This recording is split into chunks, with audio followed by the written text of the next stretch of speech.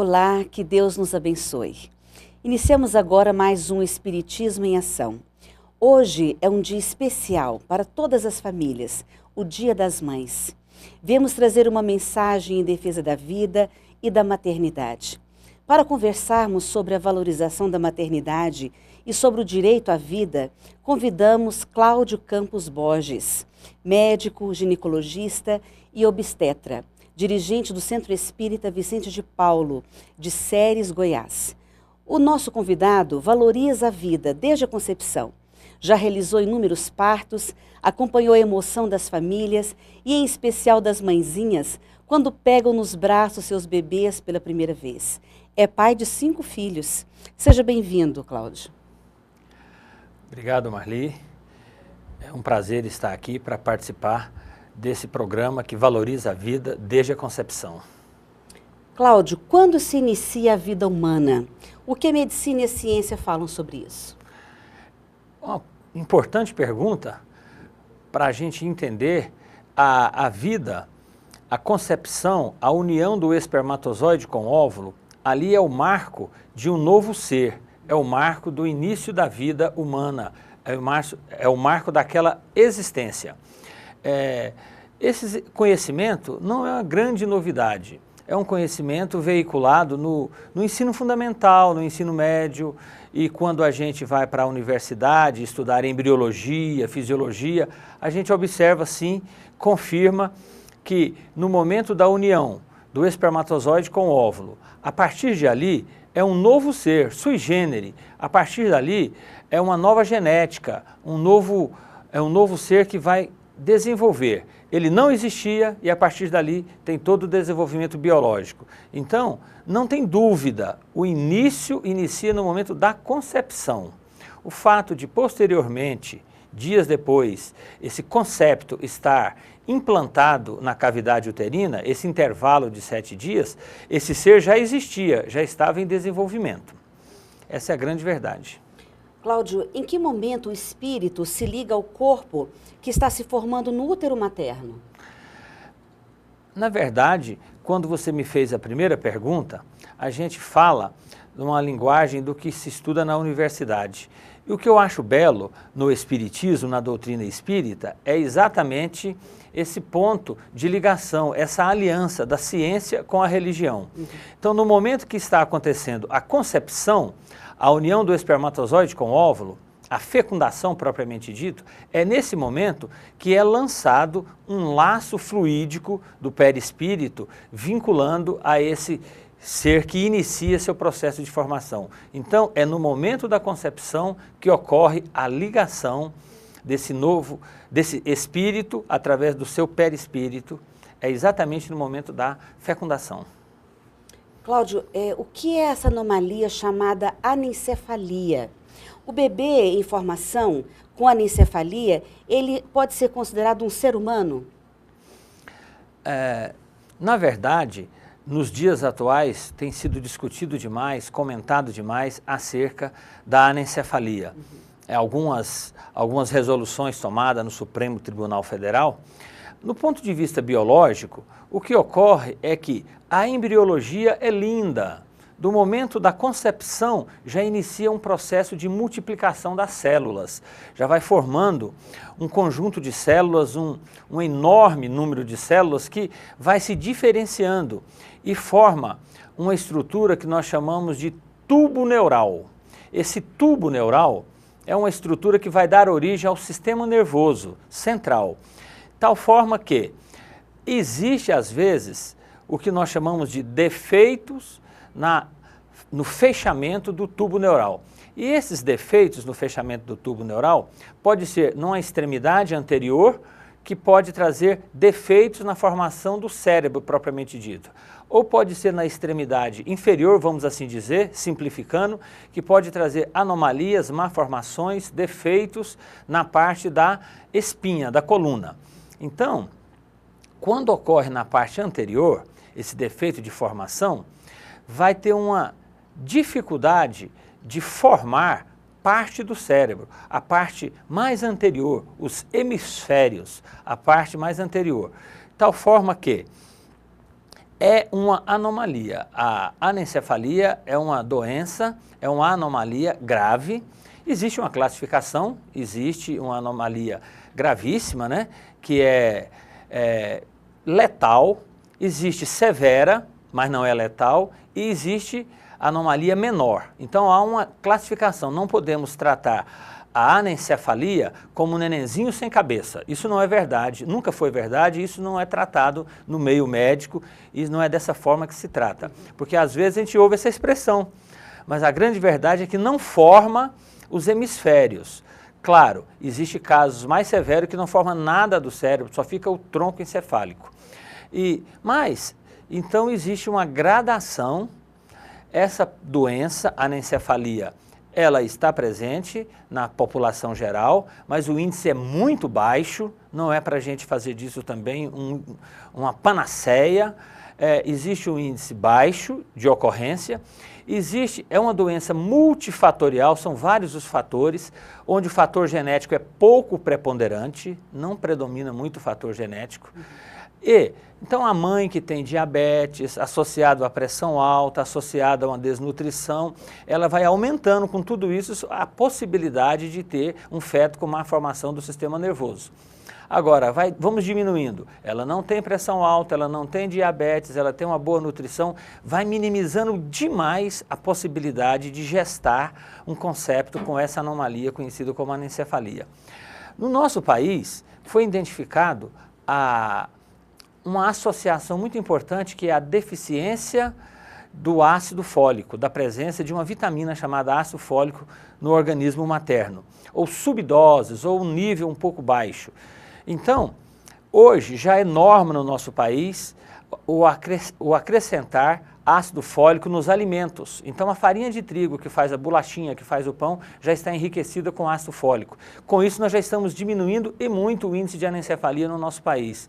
Hoje, nós, os médicos, estamos atentos para quando formos pensar em dar assistência para uma mulher que quer gestar, lembrar para essa mulher que a gestação são 12 meses, ou seja, os 3 meses antes da concepção merece toda uma atenção, inclusive reposição de ácido fólico. A pessoa que quer gestar, se ela tiver essa atenção, de 3 meses antes já procurar o obstetra, o médico, já fazer uma avaliação, ela já vai minimizando muito a possibilidade de malformações, a possibilidade de defeitos dos mais diversos. E aí vem também o pré-natal, o acompanhamento ao longo dos 9 meses. Então, uma pequena dose, 0,4 miligrama de ácido fólico, tem reduzido significativamente o índice dessa anomalia no nosso país. Claro, nós podemos dizer então que o bebê com anencefalia, ele é um ser humano. Não tenha dúvida, é um ser humano que tem uma má formação. É uma má formação que pode ser letal, severa ou menor. Não é uma malformação 100% letal, não é verdadeiro. Então, como existe, é um ser humano bem completo e tem essa malformação do sistema nervoso, como poderia ser malformação de outro órgão. Nós vamos para um breve intervalo, continue conosco.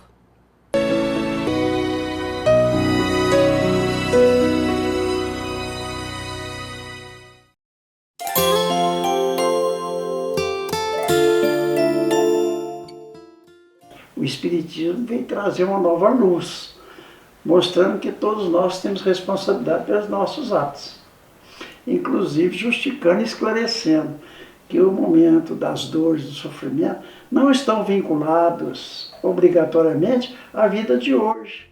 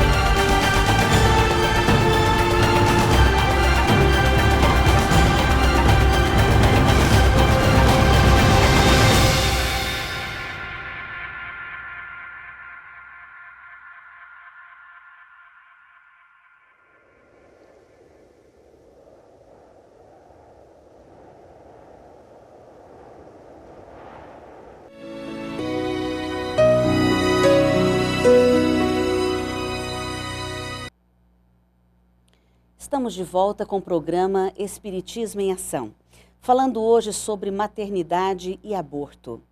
Cláudio, recentemente tivemos um caso de um bebê que nasceu com apenas 5 meses de gestação, pesando apenas 360 gramas, e que após um período no hospital, terminou de se desenvolver normalmente. Como a literatura médica e mesmo a espírita explicam este tipo de caso? Marli, na verdade, a gente está num programa, num processo de evolução. Tudo evolui, tudo progride. Quando eu estava na faculdade, há um tempo atrás, os livros de medicina, a literatura de medicina, referia que uma gestação abaixo de 28 semanas, o neném era inviável, o neném não tinha possibilidade de se manter. Mas naquela época, mesmo a literatura escrevendo isso, a gente já via na prática alguns casos de recém-nascidos com 27 semanas, com 26 semanas, ou seja, na linguagem popular, com 6 meses e meio, 6 meses, já sobrevivendo. E o avanço da assistência neonatal, a presença da UTI, o aprofundamento nessa área, a cada período, a cada fase, vem trazendo mais possibilidade de manutenção de assistência para essas crianças que nascem muito prematuro. Então, vez por outra, vocês veem na imprensa, a gente vê na imprensa que agora o neném com 24 semanas, com 23 semanas, com 20 semanas. O tal 5 meses que você pergunta, na verdade, corresponde em torno de 20 semanas. É um marco para a medicina, é um marco importante. Foi comemorado por todos nós essa possibilidade de um feto com menos de 500 gramas, era classificado como feto, agora é conhecido como criança, e essa criança nasce, tem um grau de resistência, tem toda uma possibilidade de se manter, tem toda uma assistência intensa e que com 4, 6 semanas já está recebendo alta. Então isso é um avanço tecnológico, é um avanço da inteligência humana, é uma possibilidade. A gente vai observando que podemos investir e devemos investir, sim, no ser humano que ainda está vivendo a sua vida intrauterina. Se tem alguma circunstância com a mãe que faz necessário retirar essa criança do ventre materno, que é o melhor lugar, mas se esse melhor lugar agora está sendo uma ameaça no sentido de uma patologia, uma hipertensão severa, uma outra patologia, então já existe essa mais precoce retirar essa criança e dar essa assistência. Então, aqui vem para nós obstetras, para nós médicos, um momento de vitória, de alegria. É uma conquista, é um avanço. Cláudio, você já deu uma introdução, mas explique para nós o que vem a ser o risco de vida para a gestante nos dias atuais, ante essa evolução que tem hoje a ciência médica. Muito bem. É muito bonito de ver a cada dia o avanço, do conhecimento, da tecnologia, das possibilidades. Então, o que antes era classificado, a lista de patologias, de doenças que íamos chamar de risco de vida materno, era imensa. Era um número maior, um risco de uma necessidade maior de intervir muitas vezes em uma gestante para preservar a vida dela. Intervir, que eu falo, fazendo uma interrupção de gestação. A cada dia vai melhorando. Se era o diabetes, que era muito difícil de controlar, hoje avançamos com a engenharia genética, já temos uma insulina que vai beneficiar essa mulher e que pode estabilizar, pode colocar ela numa situação de equilíbrio, para que a gestação vá um pouco mais adiante. Se a hipertensão avançou muito, eu estou com uma paciente, nós estamos usando no momento 4 antihipertensivos, 4 drogas diferentes, e a paciente está indo bem, ela já teve uma gestação sem êxito, foi um aborto espontâneo, depois uma gestação com êxito quando ampliamos a medicação. Isso hoje também tem uma ação de equipe, uma ação de vários médicos, não só médicos, uma equipe assim multidisciplinar que vai gerando benefício e minimizando os riscos de vida. Então, eu não vou aqui nesse momento falar o extremo de dizer que não existe mais risco. Nenhum caso em que precise de intervir na gestação, retirar o feto para que preserve a vida da mãe. Nenhum caso eu não vou dizer, mas vou dizer uma coisa assim de experiência prática. Eu não tive nenhum caso na minha prática de 22 anos de obstetrícia, trabalhando muito, em que precisasse de intervir, interrompendo a gestação para preservar a vida de uma mãe. Então, menos e menos estamos tendo casos da necessidade de interromper uma gestação para preservar a mãe. Mas pode existir esse caso, a medicina está atenta de forma muito equilibrada, tendo um conjunto de médicos, uma junta médica para avaliar, não a opinião de um, não o laudo de um, porque nós estamos aparelhados para cuidar da vida, preservar a vida, valorizar a maternidade, dar assistência para a mulher para que ela possa atingir o posto de mãe, atingir a situação de mãe. Então, esse é o nosso papel na condição de obstetra, na condição de médico dedicado à mulher. Cláudio, o que representa o aborto para o espírito reencarnante? E para a mãe que interrompe a gravidez por esse método? Qual seria a visão da doutrina espírita sobre o aborto? Na verdade, a gente precisa de uma classificação que existe o aborto espontâneo e o aborto provocado. O espontâneo é um fator ou outro que leva ao não desenvolvimento daquela gestação e ocorre a eliminação do concepto. Malformações severas, infecções, doenças maternas. Então, isso é um processo espontâneo. Agora, existe o aborto delituoso, criminoso, que é o invadir o útero e interromper uma gestação que ia caminhando muito bem. Cláudio, nós vamos continuar falando sobre esse assunto, que é muito importante, no próximo bloco. Nós vamos para um breve intervalo. Continue assistindo ao programa Espiritismo em Ação.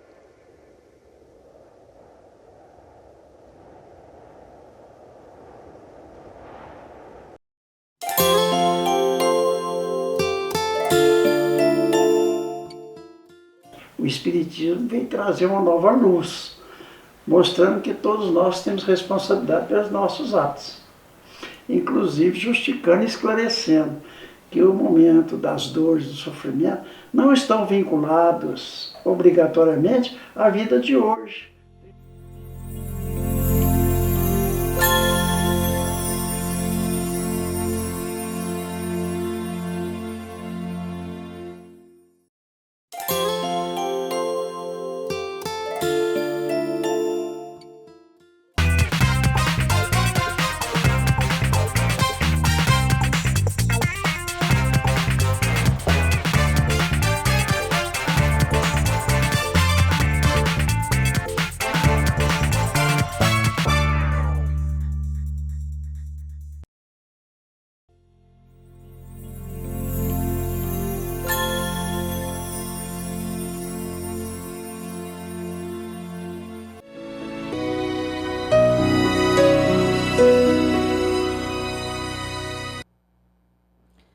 voltamos com o programa Espiritismo em Ação.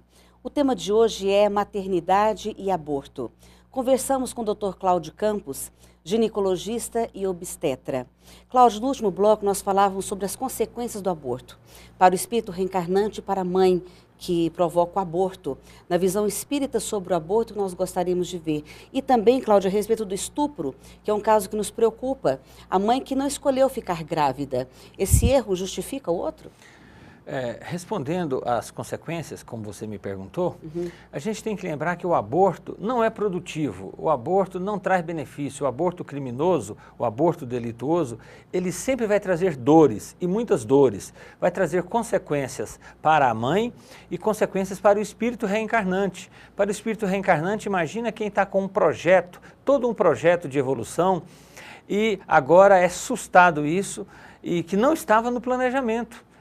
Essa interrupção, essa vida, esse planejamento de vida e vida teria todo um processo longo e agora foi interrompido. Então o espírito reage com dificuldade, muitas vezes despertando o ódio, e o despertar do ódio no mundo espiritual pode trazer uma associação com a mãe ou com quem foi responsável por esse ato, e estabelece uma relação triste de obsessão, normalmente de obsessão severa, que traz consequências gravíssimas. Então, nós não aconselhamos ninguém a essa prática, que essa prática nunca foi produtiva e tem trazido grandes malefícios.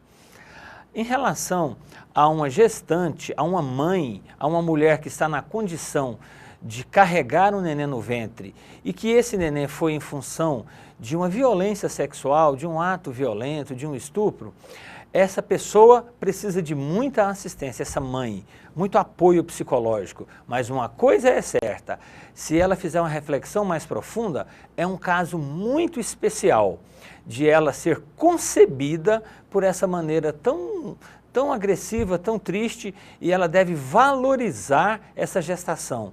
Isso é o recado que a gente passa para essa mãe. Para quem está em torno dessa mãe, dar o apoio para essa mãe, inclusive psicológico, médico, familiar, porque ela vai precisar de apoio. Mas, na verdade, um erro não justifica o outro. Não se justifica invadir o útero e destruir essa criança, porque ela foi construída a partir de um ato em que não houve a vontade da mãe naquele momento, mas houve uma ação violenta. Existem várias explicações para que ocorra esses processos, mas uma coisa é certa, é muito difícil uma gestação. Gestação, em 30 dias do mês, a mulher só tem um dia para conceber. E o fato de um estupro acontecer exatamente naquele dia que o óvulo está disponível, merece a gente refletir na importância dessa criatura que está agora no ventre e que amanhã ou depois vai ser a alegria para essa mãe. A ideia de que vai ser a tristeza, a preocupação, os estudos estatísticos já têm mostrado que não é verdadeiro. Tem trazido muito mais conforto e alegria. Há uma providência divina, né? Nós vamos assistir agora uma matéria que é uma homenagem ao Dia das Mães e à vida humana. Acompanhe conosco.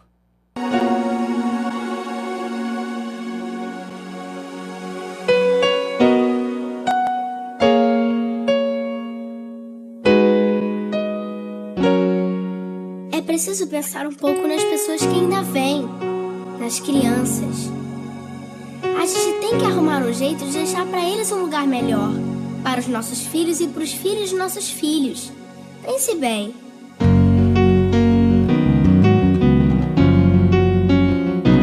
Deve haver um lugar dentro do seu coração, onde a paz brilhe mais que uma lembrança.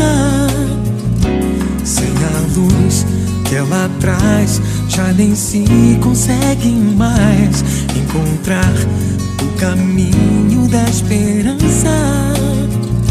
Sinta, chega o tempo de enxugar o pranto dos homens, se fazendo irmão, estendendo a mão. Só o amor, mundo que já se fez, e a força da paz junta todos outra vez. Venha, já é hora de acender a chama da vida e fazer a terra